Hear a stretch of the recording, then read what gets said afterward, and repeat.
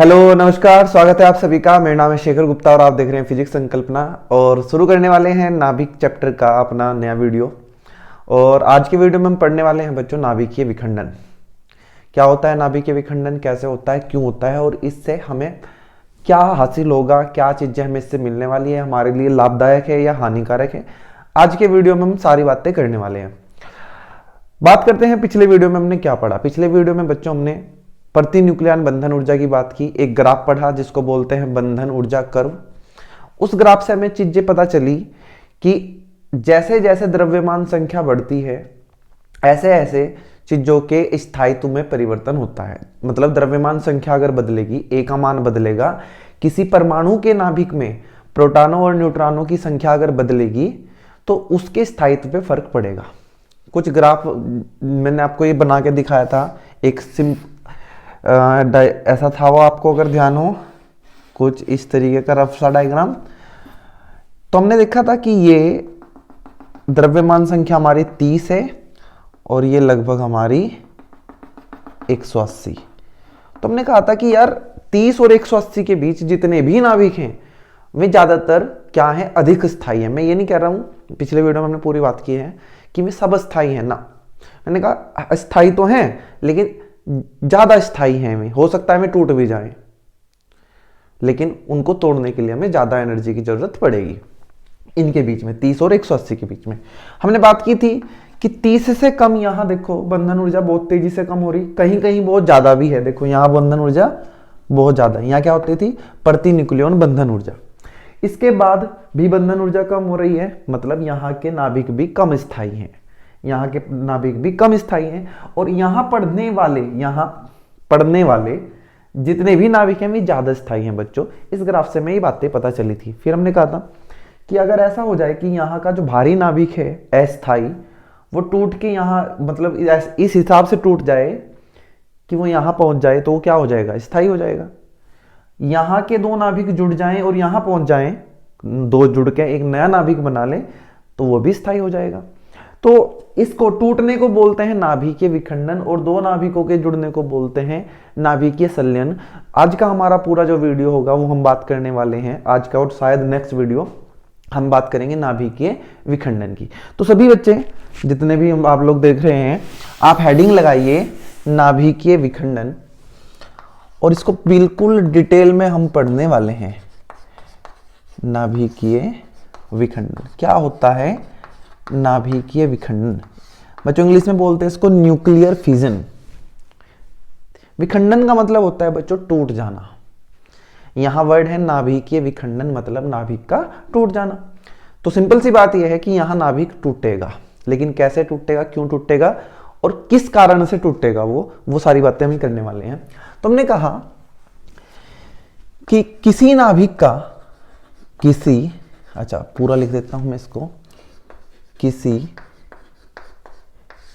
अस्थायी, अब ये अस्थायी क्या होता है ये हमने पिछले वीडियो में बात की है। अस्थायी भारी नाभिक, यहां क्या भी लिख लेना, भारी।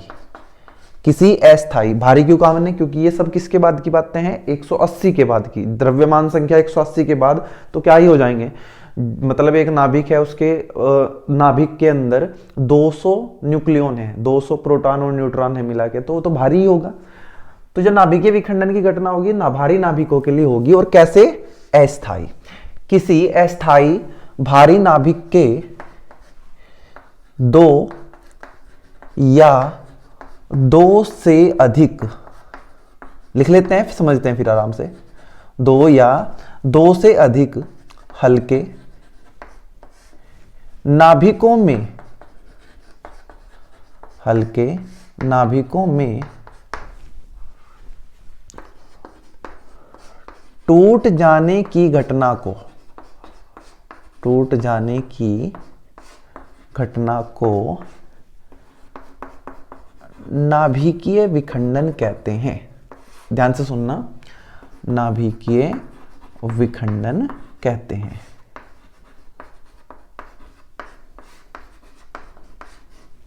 क्या कहा हमने कि भाई हमारे पास एक भारी नाभिक है और वो कैसा है, अस्थायी, और हुआ क्या, वो दो या दो से ज्यादा हिस्सों में टूट गया। तो नाभिक के इस तरीके से टूट जाने को बोलते हैं बच्चों नाभिकीय विखंडन। अब ये नाभिकीय विखंडन बच्चों दो तरीके से हो सकता है, मतलब नाभिक का टूट जाना। नाभिक का टूट जाने का मतलब क्या है कि एक नाभिक से दो नाभिक बन जाए, दो से ज्यादा नाभिक बन जाए, तो क्या हो जाएगा नाभिकीय विखंडन। तो ये एक हो सकता है अपने आप कि भाई कोई नाभिक रखा है आपके सामने और अपने आप ही टूट गया, अपने आप मतलब स्वतः। किसी नाभिक के अपने आप टूट जाने को बोलते हैं बच्चों रेडियो एक्टिवता। रेडियो एक्टिवता, हालांकि इसको नाभिकीय विखंडन में नहीं गिनते, लेकिन आप समझे इस बात को कि रेडियो एक्टिवता भी क्या ही है, नाभिक का टूट जाना, नाभिकीय विखंडन। इसमें क्या होता है बच्चों नाभिक रेडियो एक्टिवता में, मान लीजिए यहां कोई नाभिक है और ये अस्थायी है, अस्थायी और भारी नाभिक है। ये अस्थायी का मतलब इसकी प्रति न्यूक्लियन बंधन ऊर्जा क्या है, कम है। इसको तोड़ने के लिए ज्यादा एनर्जी की जरूरत नहीं है, कम एनर्जी से ही टूट जाएगा। अस्थायी का मतलब ये है। और इसमें से अपने आप ही अल्फा कण या बीटा कण निकल रहे हैं, अपने आप ही, कुछ नहीं कर रहा, अपने आप रखा हुआ है सामने। यूरेनियम है मान लीजिए, यूरेनियम, और इससे अल्फा कण निकल रहा है या बीटा कण, दोनों एक साथ नहीं निकल सकते। अल्फा एक बार में अगर अल्फा निकला तो बीटा नहीं निकलेगा, और बीटा निकला तो अल्फा नहीं निकलेगा। इस घटना को बोलते हैं बच्चों रेडियो एक्टिवता। किसी भारी अस्थायी नाभिक में से अपने आप स्वतः ही अल्फा या बीटा कणों का निकलना, साथ में क्या भी निकलती हैं गामा किरणें, मतलब ऊर्जा निकलती है।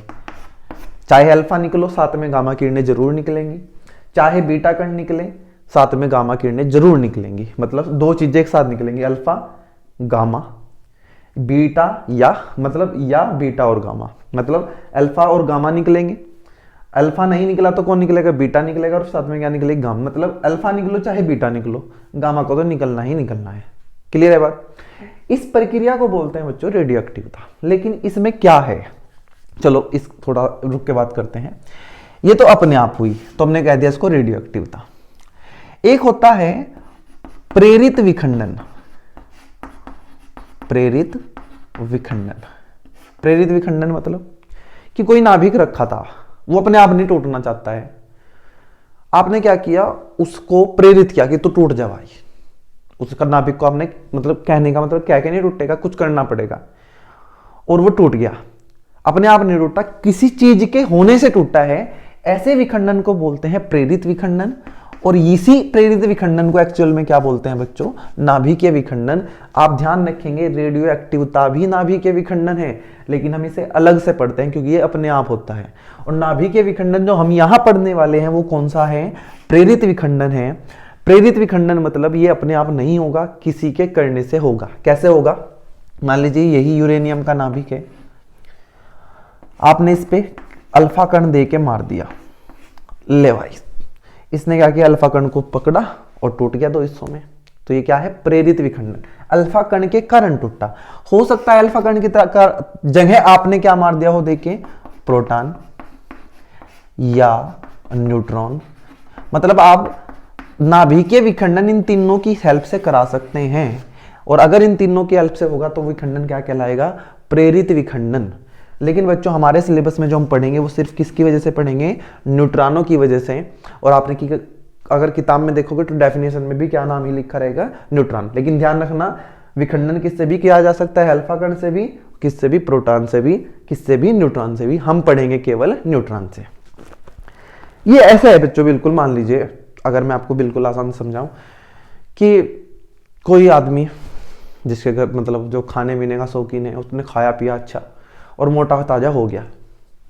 अब वो चाह रहा कि यार उसे चलने में भी दिक्कत है, पढ़ने में भी दिक्कत है, खेलने में दिक्कत है, दोस्तों के साथ भाग नहीं सकता। तो उसने सोचा यार मैं तो क्या हो गया, अस्थायी हो गया, परेशान है तो अपनी जिंदगी से, मोटा हो गया, मतलब सब नहीं है। तो उसने कहा यार मैं स्थायी होना चाहता हूँ। स्थायी होना चाहता है मतलब पतला होना चाहता है वो। तो या तो वो अपने से करे कि भाई हाँ चलो मैं अपने से जिम जाने लग गया, दौड़ लगाने शुरू कर दी उसने। तो ये जो विखंडन हुआ, जो अपने मांस को हटाया, उसने अपने शरीर के मांस को हटाया, कम किया, मतलब तोड़ दिया, ऐसा विखंडन क्या कहलाएगा, रेडियो एक्टिवता। मतलब उसका नहीं, नाभिक का अपने आप टूट जाना क्या है, रेडियो एक्टिवता। दूसरा कि उसका कोई दोस्त आए भाई जो जिम कर रहा है पहले ही, मतलब दौड़ लगा रहा है कि चल भाई तुम मेरे साथ चलिए, मैं भी चलता हूँ, साथ चला करेंगे। उसने कहा ठीक है यार, हाँ 2 में सही रहेगा। मतलब वो प्रेरित हुआ उससे कि यार ये कर रहा है तो मैं भी कर लूंगा। तो जब नाभिक किसी दूसरे के कारण से टूटेगा उसको क्या बोलेंगे? प्रेरित विखंडन। लेकिन इन दोनों में थोड़ा फर्क है, थोड़ा क्या, बहुत ज्यादा फर्क है। क्या फर्क है कि बच्चों यहां जब ये यूरेनियम टूटेगा और इसमें से कौन निकलेगा? अल्फा कण। तो यूरेनियम में से अल्फा कण निकलते ही ये अपने किसी आसपास के तत्व में बदल जाएगा। जैसे यूरेनियम किस में बदलता है? थोरियम में। यूरेनियम का नंबर है कितना? 92। और इसका कितना है? इसका है भाई आपका, इसका है 292, यूरेनियम 234, 235 कह दूं। और थोरियम का है आपका 90 और ये 231, जो भी मतलब सही सही देख लेना। मतलब देखो ये 92 नंबर था इसका और ये किस में बदल गया? 90 में। मतलब जब रेडियो एक्टिवता होगी तो जिसमें से अल्फा बीटा कण निकलने हैं या जो टूट रहा है जैसे यूरेनियम, वो बहुत ज्यादा नहीं बदलेगा, वो किसी अपने पास के में बदल जाएगा। जैसे यूरेनियम किस में बदल गया? थोरियम में। लेकिन यहां प्रेरित विखंडन में जब कोई नाभिक टूटेगा, जैसे यूरेनियम टूटेगा 92, यूरेनियम 235, तो बच्चों ये जब टूटेगा मतलब ये टूटता है बेरियम में और साथ में आता है क्रिप्टॉन। तो बेरियम का जो नंबर है, बेरियम का वो कितना है? 56। मतलब बहुत ज्यादा फर्क आ गया। क्रिप्टॉन जो है उसका नंबर है कितना? 36। देखो कितना फर्क है। तो जब रेडियो एक्टिवता में कोई नाभिक टूटता है तो वो अपने आसपास के नाभिक में बदल जाता है, जैसे यूरेनियम थोरियम में। लेकिन जब विखंडन होगा तो वो नाभिक जब 2 नए नाभिकों में टूटेगा तो उन नाभिकों का द्रव्यमान संख्या या नंबर वो उनसे बहुत अलग होगा यूरेनियम से जिससे टूटा है वो। जैसे ये 92 था, अब देखो ये कितना 56 और 36, ये इसमें फर्क है। अब हम पढ़ने वाले हैं, अपना पूरा फोकस किस पे करेंगे? हम प्रेरित विखंडन पे। ये तो बस आपको एक लिए एक इंट्रोडक्शन था। आज से पहले ही आपके सिलेबस में हुआ करता था बच्चा रेडियो एक्टिविटी, लेकिन अब नहीं है। शायद अगले साल या जब भी मतलब ठीक ठाक सा होगा, कोरोना के बाद का टाइम चल रहा है तो शायद ये फिर से ऐड होगा सिलेबस में, लेकिन अभी फिलहाल नहीं है तो हमें इस पढ़ने का कोई मतलब इसको नहीं है। तो बात करते हैं प्रेरित विखंडन की। नाम अब मैं नहीं लूंगा प्रेरित विखंडन, मैं यही बोलता रहूंगा कि नाभिकीय विखंडन। आप समझ लेंगे कि ये प्रेरित विखंडन है। क्या होगा इसमें? इसमें बच्चों एक नाभिक होगा, मान लीजिए इसका नाम ए है। आप इसके ऊपर किसको दे के मारोगे? न्यूट्रॉन को। अल्फा को भी मार सकते हैं, प्रोटॉन को भी, लेकिन हमारे सिलेबस में न्यूट्रॉन है तो उसकी बात करेंगे। इसके अंदर पहले ही क्या है? न्यूट्रॉन और प्रोटॉन। तो क्या होगा बच्चों? ये नाभिक इस न्यूट्रॉन को अवशोषित कर लेगा, अपने अंदर रख लेगा। मान लीजिए पहले यहां 10 थे, अब कितने हो जाएंगे? 11। बाहर से आया ना एक, तो यहां एक प्रोटॉन, वो सॉरी एक न्यूट्रॉन बढ़ गया, मतलब एक न्यूक्लियन बढ़ गया। लेकिन ये शांत नहीं बैठा, ये पहले मजे में बैठे थे सब, ये बंधे हुए बैठे थे। ये नाभिक में आया, घुसा, कभी यहां टकराया, कभी यहां टकराया, कभी टक्कर कर रहा लगातार। तो हमें ना थोड़ा सा इसका शेप बिगड़ा हुआ लगेगा, ऐसे नाभिक ऐसे हो जाएगा टक्करों की वजह से। अभी बहुत छोटे स्तर की चीज है, हम आंखों से नहीं देख सकते, ये कल्पनाएं हैं कि हाँ ऐसे हुआ होगा, ठीक है। इसके बाद क्या होगा? ये पहुंचेगा टूटने की स्थिति में। अब ये नहीं टूटना चाहता था, मतलब चाहता था लेकिन टूट नहीं पा रहा था अपने आप, तो इस न्यूट्रॉन ने इसको कहा भाई चलो टूट जाओ। इसने कहा चलो टूटते हैं। अब ये टूटने की अवस्था में है और जब ये टूटेगा तो ये कुछ यहां ऐसे, ये। अब आप उस न्यूट्रॉन को इसके अंदर नहीं पहचान सकते जो आपने दे के मारा था। पहचान, ये अंदर जाते ही उनके जैसा ही अलग थोड़ी है उनसे, तो अंदर जैसे ही जाएगा खलबली मचाएगा भाई नाभिक के अंदर, और नाभिक टूटने की अवस्था में होगा। और जब नाभिक टूटेगा बच्चों 2 नए नाभिकों में ऐसे, तो कुछ न्यूट्रॉन बाहर भी निकल जाएंगे। 2, 3 या 4 न्यूट्रॉन बाहर निकल जाते हैं, मतलब सारे के सारे न्यूट्रॉन नहीं अंदर रहेंगे, कुछ न्यूट्रॉन बाहर निकल के आ जाएंगे और ये बनेगा ए से बी और सी। इस पूरी प्रक्रिया को बोलते हैं बच्चों नाभिकीय विखंडन। किसी नाभिक का, भारी नाभिक का, अस्थायी नाभिक का 2 या 2 से अधिक हल्के नाभिकों में टूट जाना क्या कहलाता है? नाभिकीय विखंडन। क्या ये हमेशा 2 बनेंगे ऐसे जैसे बना के दिखाए? नहीं, 3 भी बन सकते हैं। लेकिन ज्यादातर केस में बच्चों, मान लीजिए आपने किसी को किसी भी मतलब इस नाभिक के 1000 बार विखंडन करा के देखा, ये प्रक्रिया आपने 1000 बार करा के देखी ऐसे लगातार कि भाई इसको तोड़ा, एक बार और तोड़ो, 1000 बार, लगभग केवल 4 बार 3 नए नाभिक बनेंगे। मतलब 996 बार कितने नाभिक बनेंगे? 2 ऐसे। इनको बोलते हैं उत्पाद नाभिक। जो नए नाभिक बनेंगे क्या बोलते हैं बच्चों? उनको उत्पाद नाभिक। मतलब ज्यादातर केस में, ज्यादातर विखंडन में क्या कितने नाभिक, कितने उत्पाद नाभिक बनेंगे? 2। 1000 में से केवल 4 क्या बनेंगे? 3 नए नाभिक बनेंगे, जो कि बहुत कम है। तो हम अपना सारा फोकस किस पे रखेंगे? केवल 2 नाभिकों पे। ठीक है, अब इसका मैं आपको एक एग्जांपल लिख के देता हूं जो आपके एनसीईआरटी में लिखा हुआ है। एनसीईआरटी में 3 एग्जांपल दे रखे हैं, लेकिन मैं एक से ही काम चला लें, क्योंकि उन्हें इससे मतलब नहीं है कि आपका एग्जाम्पल याद है नहीं है, कि आपको कॉन्सेप्ट आना चाहिए। उन्होंने क्या कहा कि भाई ये जो यूरेनियम का एग्जाम्पल दिया उन्होंने, उसका नंबर होता है 92 और ये होता है 235। ये है परमाणु क्रमांक, ये है द्रव्यमान संख्या। और इस पे दे के मारा एक न्यूट्रॉन, न्यूट्रॉन का परमाणु क्रमांक 0 और द्रव्यमान संख्या उसकी होती है 1। ये इसको अवशोषित कर लेगा, ये बन जाएगा यूरेनियम 92 + 0 92, 235 + 1 236। मतलब 92 यूरेनियम 235 ने 1 न्यूट्रॉन को अवशोषित किया और क्या बन गया? 92 यूरेनियम 236। और बच्चों यही यूरेनियम टूटने वाला है अब। 92 यूरेनियम 236 किसमें? बेरियम और क्रिप्टन में। और साथ में निकलेंगे नए न्यूट्रॉन और साथ में निकलेगी बहुत सारी ऊर्जा।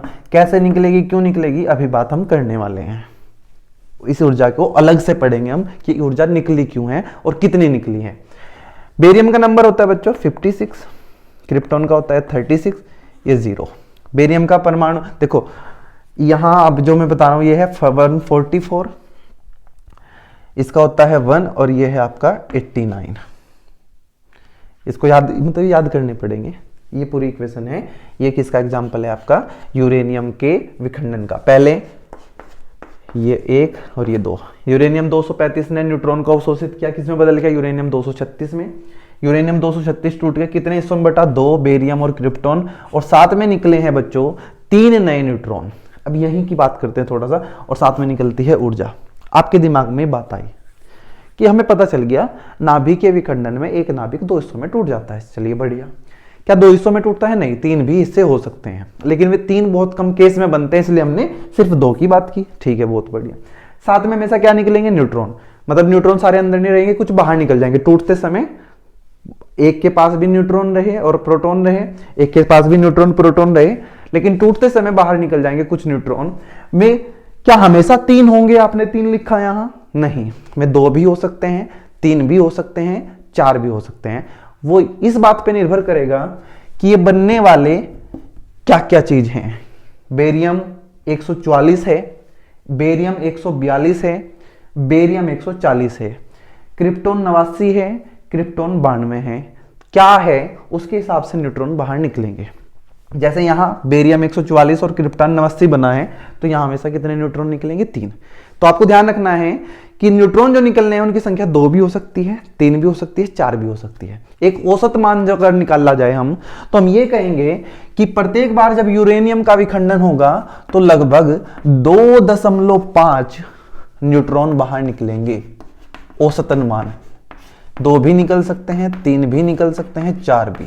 लेकिन ध्यान रखना कि औसत अगर निकाला जाए इनका, मतलब 2, 3, 4 करके नहीं, क्योंकि ज्यादातर में क्या निकलेंगे? 2 और 3, 4 बहुत कम निकलते हैं। तो इसका औसत कितना आएगा? 2.5। कोई आपसे पूछ ले कि भाई यूरेनियम का विखंडन हुआ, बताओ कितने न्यूट्रॉन निकले, तो आप तो नहीं बता, आप कह सकते हैं भाई 2 भी निकल सकते हैं, 3 भी और 4 भी।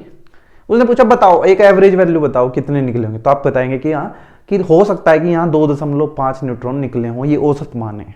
2.5 तो नहीं निकलेंगे ना, या तो 2 निकलेंगे या 3 या 4, लेकिन उनका औसत मान जब हमने निकाला तो वो कितना है? 2.5। फिर ये ऊर्जा कैसे निकली इसको अलग से पढ़ेंगे। क्या हमेशा यूरेनियम, अभी मैं सिर्फ एक यूरेनियम का एग्जांपल ले रहा हूं बच्चों, विखंडन हम पोलोनियम का भी कर सकते हैं, बहुत अलग अलग तत्व हैं जिनका कर सकते हैं, हम सारा अपना कंसंट्रेशन किस पे रख रहे हैं, यूरेनियम पे। क्या जब यूरेनियम 236 टूटेगा क्या हमेशा बेरियम और क्रिप्टन बनेगा? नहीं, ऐसा जरूरी नहीं है। बेरियम और क्रिप्टन के जैसे लगभग 20 तत्व बन सकते हैं, 20 तत्वों के नाभिक बन सकते हैं। समझ आया? आसान नहीं है कि भाई यूरेनियम पे मारा न्यूट्रॉन और बेरियम क्रिप्टॉन मिल गया, ना ना, बेरियम क्रिप्टॉन जिनोन भी मिल सकता है, स्ट्रोंशियम भी मिल सकता है, और भी बहुत सारे, कितने, लगभग 20 तत्वों के नाभिक हमें प्राप्त हो सकते हैं। अच्छा, मान लो कि हमेशा बेरियम और क्रिप्टन बना, मैंने कहा मान लो कि हमेशा बेरियम और क्रिप्टन बना, तो क्या हमेशा बेरियम 144 ही बनेगा क्या? ऐसा भी नहीं है बच्चों, इसके बहुत सारे समस्थानिक हैं, 142, 140, ये भी बन सकते हैं।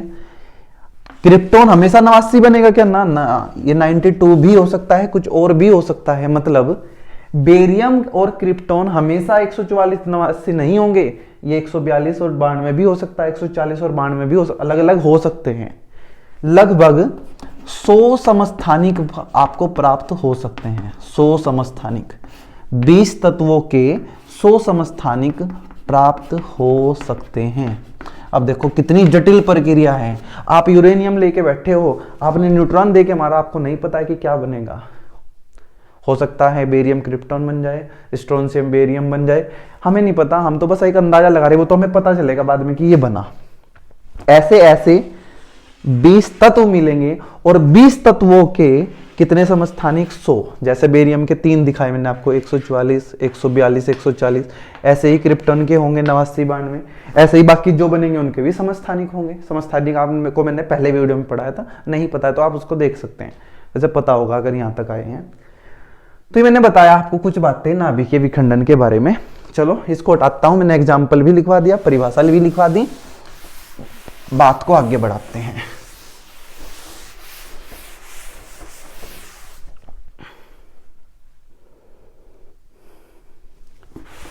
इसको उठाते हैं, नाभिकीय विखंडन। अब बात करते हैं यार, आपके दिमाग में क्या होगा, चलो मान लिया कि भाई नाभिकीय विखंडन क्या होता है, परिभाषा समझ आ गई हमें, यार होता क्यों है ये बताओ, ये नाभिकीय विखंडन हो क्यों रहा? क्या हमेशा किसी के भी ऊपर आप प्रोटॉन, न्यूट्रॉन, अल्फा पार के मार दो वो टूट जाएगा क्या? नहीं, ऐसा नहीं होता बच्चों। हर कोई नाभिक नहीं टूट सकता, हर नाभिक का विखंडन नहीं हो सकता। नाभिकीय विखंडन केवल उन्हीं नाभिकों का होगा जो अस्थायी हैं। बच्चों अस्थायी नाभिक,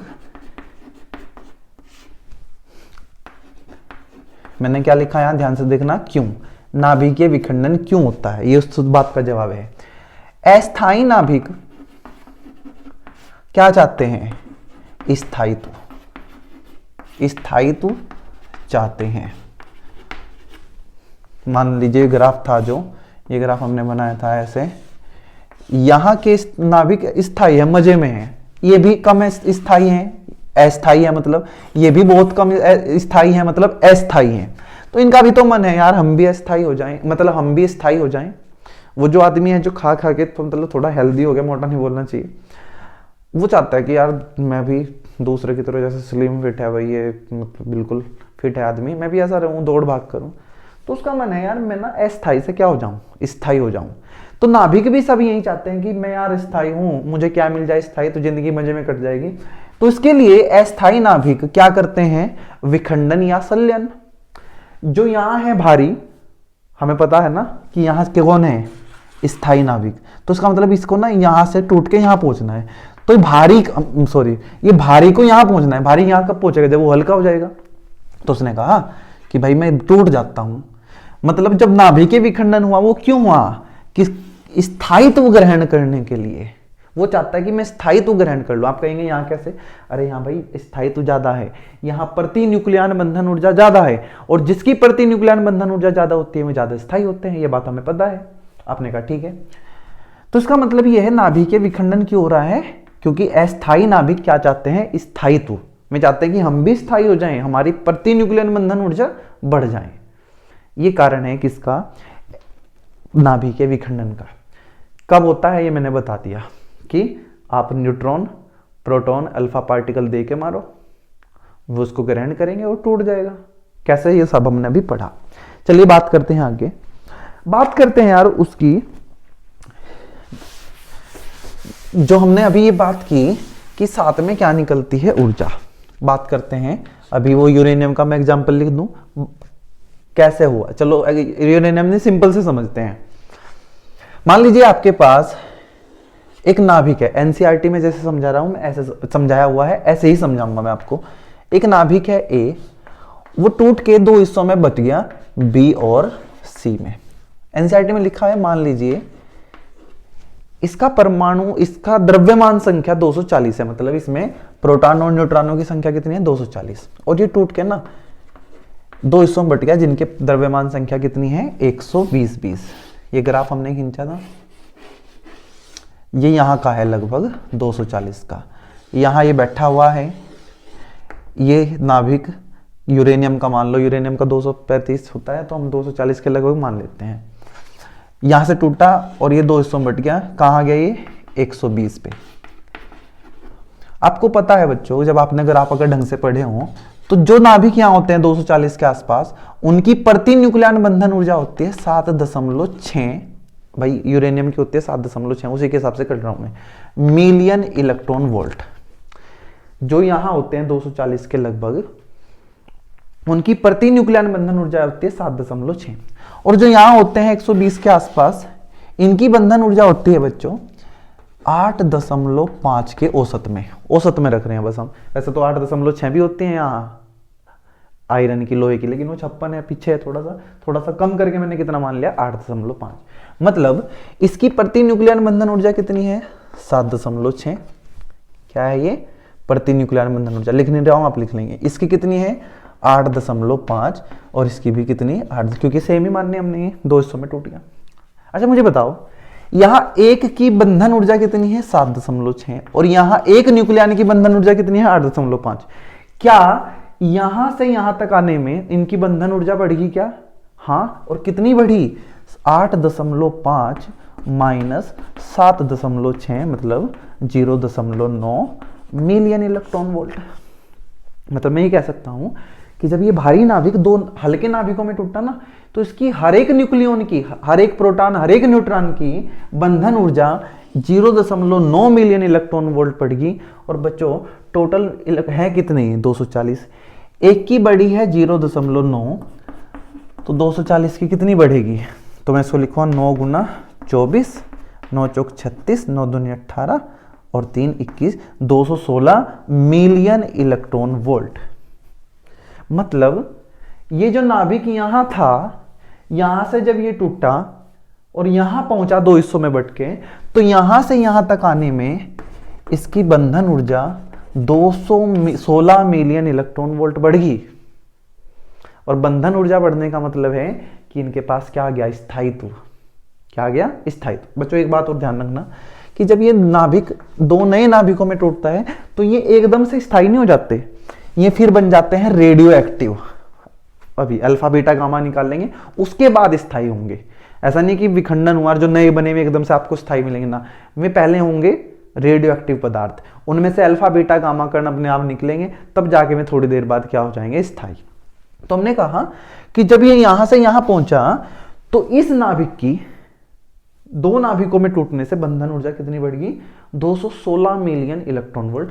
क्योंकि हमने ये एग्जैक्ट नहीं की सारी कैलकुलेशन, इसको 240 मान लिया, 120 मान लिया, तो एनसीईआरटी आपको कहती है। तो आप ध्यान रखें कि एक यूरेनियम के नाभिक से, एक यूरेनियम नाभिक के विखंडन से, एक यूरेनियम नाभिक के विखंडन से 200 मिलियन इलेक्ट्रॉन वोल्ट ऊर्जा प्राप्त होती है।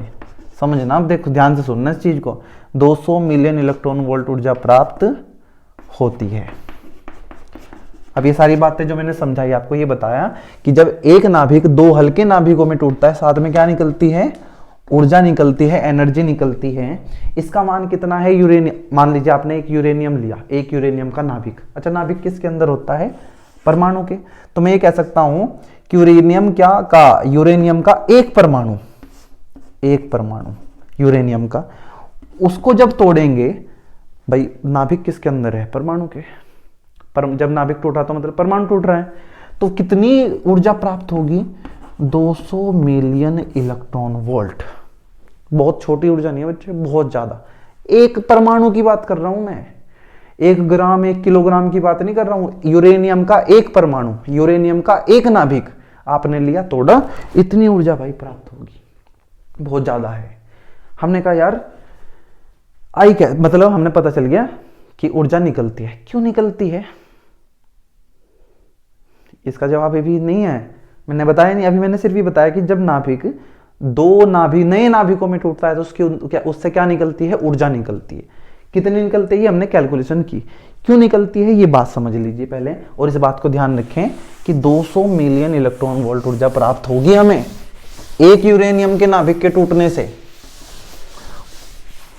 अभी मैं आपको एक कैलकुलेशन करके दिखाऊंगा थोड़ी सी, 1 ग्राम यूरेनियम के लिए, फिर उससे बात करेंगे कि क्या है ये। आपने कहा यार ये नाभिक ए था, ये 2 हिस्सों में टूट गया, बी और सी में। यहां इसकी बंधन ऊर्जा मान लीजिए, प्रति न्यूक्लियर बंधन ऊर्जा की बात कर रहा हूं मैं, कितनी थी? 7.6। इसकी कितनी होगी? 8.5। 7.6 से कितनी होगी? 8.5। मतलब एक न्यूक्लियन, मतलब एक प्रोटॉन या एक न्यूट्रॉन की बंधन ऊर्जा में वृद्धि कितनी हुई? 0.9 मिलियन इलेक्ट्रॉन वोल्ट। कैसे हुई? ये टूटने से, ये टूटा इनमें तो ये बंधन ऊर्जा बढ़ गई, और बंधन ऊर्जा बढ़ने से क्या बढ़ता है? स्थायित्व बढ़ता है। बात पिछले वीडियो में हमने की। आपने कहा यार बढ़ी क्या ये, चलो मान ली बढ़ी है तो बाहर थोड़ी ही निकलेगी। हमने कहा भाई ए की ऊर्जा कितनी है? 7.6। वो किस में टूट गया? बी और सी में। सी को छोड़ ही दो, बी में टूट गया। यहां बंधन ऊर्जा थी 7.6, यहां 8.5 है, तो ये तो हमने इसको दी है, और आप कह रहे हैं निकल गई। ए टूटा, यूरेनियम टूटा थोरियम और क्रिप्टन में। हमने कहा टूटने से एनर्जी निकली। यार ये तो ऐसा लग रहा है कि हमने ऊर्जा दी है भाई। जब ए की ऊर्जा 7.6 है, और जब नया टूटा और बना बी और सी में, तो इनकी ऊर्जा कितनी है? 8.5। तो मुझे तो ऐसा लग रहा है कि इनकी बंधन ऊर्जा बढ़ी है। हाँ, लेकिन क्या मैंने यहां से यहां तक जाने में ऊर्जा दी है? ना, ऊर्जा नहीं दी है। ऊर्जा बच्चों हमें मिलेगी। बंधन ऊर्जा बढ़ने का मतलब ये नहीं है कि हमने ऊर्जा दी है, इसका मतलब ये है कि हमें ऊर्जा प्राप्त हुई है। क्या अजीब बात है ना। मैं आपको ये कहूं कि आपके पास पैसा बढ़ गया, आपके पास 200 रुपए थे, आपके पास 400 रुपए हो गए, तो इसका मतलब है आपके पास कहीं से पैसे आए होंगे ना, आपको तो मिले हैं। लेकिन फिर मैं कह दूं कि नहीं, आपने तो पैसे दे दिए किसी को 200 में से, और 200 बढ़ के 400 हो गए। ये कैसी अजीब बात है। यहां ऐसा ही हो रहा बच्चों, बंधन ऊर्जा बढ़ रही है, लेकिन नाभिक ने ऊर्जा ली नहीं, दी है। नाभिक की ऊर्जा पहले 7.6 थी, टूटा नया बना कितनी? 8.5। मैंने पूछा ली इसने या दी? आपने कहा ली। ना, इसने दी है ऊर्जा, बाहर निकाल दी अपने अंदर से। कैसे? सुनना, ये तो उसको समझ आएगा जिसको बंधन ऊर्जा अच्छे से आती है। बंधन ऊर्जा क्या है? बंधन ऊर्जा वो है जब नाभिक बनता है, तो नाभिक के बनते समय जो ऊर्जा बाहर निकलती है उसको बंधन ऊर्जा कहते हैं बच्चों। मान लीजिए नाभिक बना, नाभिक बनते समय ऊर्जा बाहर निकलती है। ये बात पता है क्या आपको? नहीं पता है तो द्रव्यमान क्षति और बंधन ऊर्जा पढ़ के आए तब समझ आएगा। जब किसी नाभिक का निर्माण होता है तो ऊर्जा निकलती है बाहर। मान लीजिए इसकी बंधन ऊर्जा 10 है, तो इसका मतलब ये है कि ये जब नाभिक बना ना ए, तो इससे कितनी ऊर्जा निकली है? 10। अब क्या हुआ, ये ए ना किस में बदल गया? बी में, और इस बी की ऊर्जा है 15। यही तो 7.6, 8.5, इसकी 10 है, इसकी 15, मतलब बंधन ऊर्जा बढ़ गई। मतलब ये कम स्थायी है, ये ज्यादा स्थायी है। सेम, इस बस आसानी के लिए समझा रहा हूं 10-15 करके मैं। मतलब ए की बंधन ऊर्जा 10 है, जब ए बना था तो 10 ऊर्जा निकली थी। ए किसमें बदल गया? बी में, जिसकी बंधन ऊर्जा कितनी है? 15। मतलब बी के निर्माण में कितनी ऊर्जा निकलेगी? 15। पहले कितनी निकल चुकी है? 10। तो इसका मतलब जब ए से बी बनेगा तो इसको बाहर कितनी ऊर्जा निकालनी पड़ेगी? 5। समझ आई क्या? कि जब बंधन ऊर्जा बढ़ती है 10 से 15 हुई तो मतलब इसने 5 ऊर्जा लेनी है, 5 ऊर्जा बाहर निकाल ली है, क्योंकि बी को अपने बनने के लिए 15 ऊर्जा बाहर निकालनी है और जिससे वो बन रहा है उसने 10 ऊर्जा पहले ही निकाल दी, तो उसे कितनी ऊर्जा और निकालनी पड़ेगी? 5 और। इसीलिए बच्चों जब भी आपको ये लगे कि बंधन ऊर्जा बढ़ रही है, बंधन ऊर्जा बढ़ रही है, तो समझ जाना कि ऊर्जा बाहर निकलेगी, ऊर्जा हमें मिलेगी। मान लीजिए ये नाभिक ए है, इस ए को हमने बंधन ऊर्जा बढ़ा दी, तो इसका मतलब है इससे ऊर्जा बाहर निकली है। बढ़ाने का मतलब तो ऐसा लग रहा है कि इसको ऊर्जा दी होगी, ना ना ना, बंधन ऊर्जा इसकी बढ़ी अपने आप। और वो बढ़ी कैसे? ऊर्जा बाहर निकल के, इससे बाहर ऊर्जा निकलेगी तो उसकी बंधन ऊर्जा बढ़ जाएगी। ये ना थोड़ा सा कॉम्प्लिकेटेड है, आपको ऐसा लग रहा होगा कि यार बंधन ऊर्जा बढ़ रही है तो बाहर कैसे निकल रही? बंधन ऊर्जा की परिभाषा ही अलग से है। बंधन ऊर्जा अंदर की ऊर्जा नहीं है, बंधन ऊर्जा वो है जो बाहर निकली है। तो इसका मतलब जब बंधन ऊर्जा बढ़ती है तो एनर्जी बाहर निकलती है, तो ये ध्यान रखना। और लास्ट में चलते चलते भाई एक आपको कैलकुलेशन करके दिखाता हूं जिससे आपको पता चलेगा कि ये ऊर्जा कितनी ज्यादा है। क्वेश्चन है हमारा, क्वेश्चन है बच्चों, 1 ग्राम यूरेनियम के 1 ग्राम यूरेनियम के विखंडन से प्राप्त ऊर्जा की गणना कीजिए। ऊर्जा की गणना कीजिए। अब आप क्या किया, आपने आपके घर में यूरेनियम का टुकड़ा पड़ा हुआ था, उसका 1 ग्राम का टुकड़ा आपने उठा लिया। आपके घर में है क्या यूरेनियम? यूरेनियम ऐसे नहीं मिलेगा भाई। आपने क्या किया, यूरेनियम का कहीं से 1 ग्राम का टुकड़ा लाए, उसको विखंडित किया किसी भी तरीके से। आसान नहीं है करना, बहुत तरीके से करना पड़ता है विखंडन। ऐसे कर लेते तो बहुत दिक्कत हो जाती, बताऊंगा कि क्या होने वाला है। आपने कहा यार 1 मोल यूरेनियम में, अब ये थोड़ा केमिस्ट्री का यहां से हल्का सा, 1 मोल यूरेनियम में परमाणुओं की संख्या, अच्छा जितने परमाणु होंगे उतने नाभिक होंगे। एक परमाणु का एक नाभिक होता है ना। 1 मोल यूरेनियम में परमाणु की संख्या है या नाभिकों की संख्या। एवोगैड्रो संख्या आपने सुन रखी होगी 6.022 में सीधा लिख लेता हूं, लगभग 6 गुना 10 की घात 23 परमाणु या 23 नाभिक। मैं 6.00 में सिंपल कैलकुलेशन आसपास की बता देंगे हम। अच्छा जी, 1 मोल यूरेनियम का मतलब होता है 1 मोल यूरेनियम का कि उसका कितना ग्राम, 235 ग्राम। 1 मोल यूरेनियम में कितने ग्राम यूरेनियम होता है, 235 ग्राम। तो मुझे एक बताओ, 1 ग्राम यूरेनियम में, 1 ग्राम यूरेनियम में परमाणु या नाभिकों की संख्या, नाभिकों की संख्या भाई 235 में है इतने, तो 1 में कितना हो जाएगा, 235 से भाग कर देंगे, इतने नाभिक आ जाएंगे या परमाणु जो आप लिखना चाहो। 1 मोल मतलब 235 ग्राम यूरेनियम, परमाणु की संख्या इतनी, तो 1 ग्राम में कितने परमाणु आ जाएंगे, इतने या इतने नाभिक। हमने कहा 1 नाभिक के यूरेनियम के, 1 नाभिक के विखंडन से प्राप्त ऊर्जा, अभी बताया था 200 मिलियन इलेक्ट्रॉन वोल्ट। वैसे 216 ही था वो लगभग एनसीईआरटी कहती है। आप यह ध्यान रखो कि यूरेनियम का 1 नाभिक जब टूटेगा तो उससे कितनी ऊर्जा निकलेगी, 200 मिलियन इलेक्ट्रॉन वोल्ट। 1 नाभिक से निकली इतनी, और नाभिक तो इतने हैं, अतः 1 ग्राम, 1 ग्राम मतलब इतने नाभिक यूरेनियम के विखंडन से प्राप्त ऊर्जा 1 से हुई 200, 1 ग्राम मतलब इतने नाभिक, 6 गुना 10 की घात 23 बटे 235 मिलियन इलेक्ट्रॉन वोल्ट। और अगर बच्चों मैं इसको सोल्व करूं तो ये आंसर आएगा कितना, एक बार देख लेते हैं, 2 गुना 6 बटे 235, कैलकुलेशन करके लिख रहा हूँ मैं, 200 गुणा 6 भाग 235, ये आया लगभग 5.10। मैं लगभग 5 लिख देता हूँ और गुणा 10⁻23, 10⁻23 मिलियन इलेक्ट्रॉन वोल्ट। 5 गुणा 10⁻23 मिलियन इलेक्ट्रॉन वोल्ट। बच्चों ये जितनी ऊर्जा प्राप्त हुई, ये अगर मैं आपको ये बताऊं ना कि इसका कितना यूज किया जा सकता है तो आपका दिमाग हिल जाएगा। आप अगर आपके पास यूरेनियम का एक टुकड़ा है, उसका आपने विखंडन कराया तो आपको इतनी ऊर्जा प्राप्त हुई ना, ये कैलकुलेशन किया हमने लगभग।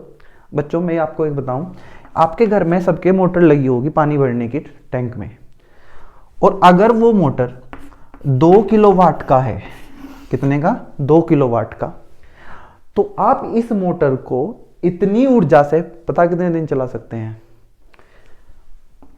आप चला सकते हैं इसको 461 दिन। कितनी ऊर्जा?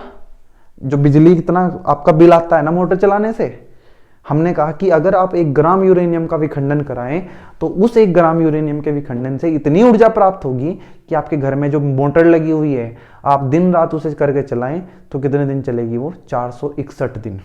कितने होते हैं 461 दिन? 1 साल से ज़्यादा। 365 दिन होते हैं 1 साल में, पूरे 1 साल से ज़्यादा चलाओ तब जाके ये ऊर्जा खराब होगी। कितने यूरेनियम से बनी? 1 ग्राम यूरेनियम से। और बच्चों इसी नाभिक के विखंडन के आधार पर बनता है परमाणु बम। बहुत छोटा सा पर यूरेनियम बहुत ज़्यादा ऊर्जा आपको प्रदान करेगा, और उस ऊर्जा को आप अच्छे तरीके से यूज कर सकते हैं तो ठीक, वरना वो क्या करेगा? नाश करेगा, जैसे परमाणु बम। परमाणु बम किस पे आधारित है? नाभिक के विखंडन पे। अब ये जो ऊर्जा मिली है बच्चों, नई ये जितनी ऊर्जा है, ये कहाँ जाती है? ये मिलती है उन नए नाभिकों को जो बनते हैं विखंडन में। यूरेनियम, बेरियम और क्रिप्टॉन में टूट गया, साथ में न्यूट्रॉन निकले और साथ में ऊर्जा। ये ऊर्जा बेरियम और क्रिप्टॉन को मिल जाएगी, इससे ये गतिज ऊर्जा करेंगे, साथ में 3 न्यूट्रॉन है उन्हें मिल जाएगी।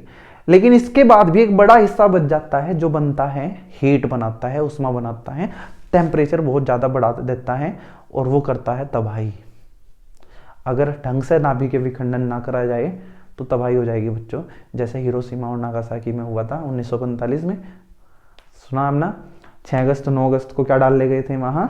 6 अगस्त 9 अगस्त 1945 को अमेरिका ने जापान के 2 शहरों में परमाणु बम डाले थे, जिनका प्रभाव बहुत दिन तक रहा। कहते हैं तो आज तक भी उसका प्रभाव है। तो नाभिक के विखंडन का अब हम अच्छा उपयोग कर सकते हैं नाभिक के रिएक्टर में, जहां हम इनका विखंडन कराते हैं पदार्थों का, वहां से हम बिजली प्राप्त कर सकते हैं। बहुत अभी मतलब ज़्यादा हिस्सा हम बिजली का नाभिक के रिएक्टर से नहीं बना रहे हैं, क्योंकि बहुत खतरा है इसमें, बहुत सावधानी से चीज़ें करनी पड़ती हैं। तो बच्चों आज के वीडियो में हमने पढ़ा नाभिक के विखंडन। अगला वीडियो भी नाभिक के विखंडन पे ही करेंगे हम, जिसमें हम पढ़ने वाले हैं नाभिक के विखंडन की श्रृंखला अभिक्रिया, और पढ़ेंगे श्रृंखला अभिक्रिया क्या होती है। आज के वीडियो में इतना ही, मिलते हैं नेक्स्ट वीडियो में। तब तक के लिए आप पढ़ते रहें, खुश रहें, धन्यवाद।